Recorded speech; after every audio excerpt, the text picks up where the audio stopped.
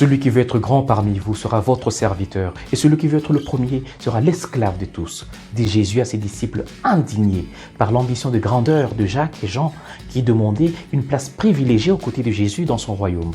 Nous l'entendrons, le lirons dans l'évangile de ce 29e dimanche du temps ordinaire.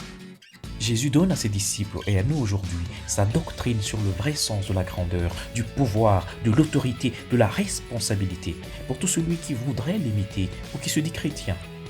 Vous savez que ceux qu'on regarde comme les chefs des nations les tyrannisent, dit le Seigneur, et que les grands dominent ces nations.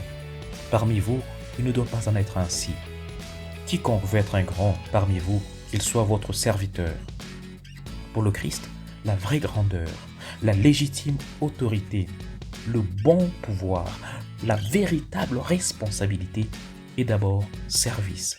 Et cela dans l'humilité d'un esclave qui sert sans jamais chercher de la gloire, des honneurs, des éloges ou une quelconque reconnaissance des hommes.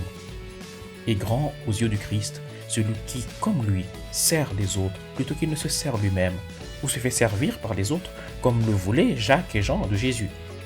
Nous voulons que vous fassiez pour nous ce que nous vous demandons, ont-ils dit à Jésus.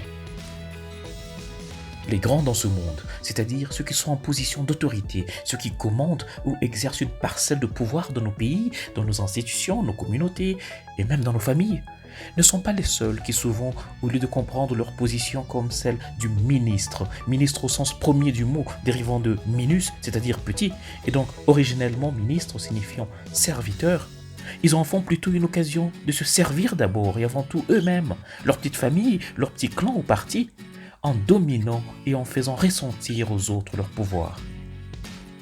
Cette tendance n'épargne pas les hommes et femmes d'Église, encore appelés hommes ou femmes de Dieu.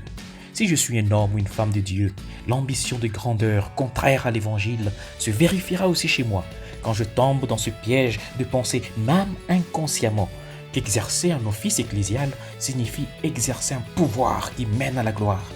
Alors, je me sers de ma position pour dominer, pour faire taire ou m'imposer avec l'idée de faire ressentir aux autres mon autorité.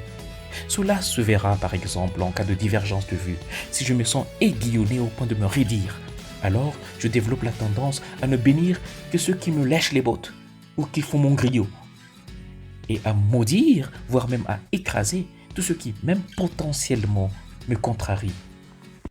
Dans l'esprit de la synodalité, le pape François invite l'Église en synode aujourd'hui et avec elle, chacun de nous, à ne pas avoir peur de rencontrer l'autre qui est différent, à ne pas avoir peur de l'écouter pour ensemble discerner la volonté de Dieu. C'est aussi ça la grandeur qui ne s'impose pas, mais qui en toute humilité se propose. Prie donc avec moi. Seigneur Jésus, rends-moi attentif aux souffrances, aux inquiétudes, aux défis, aux espoirs du monde autour de moi. Aide-moi à ne pas insonoriser mon cœur.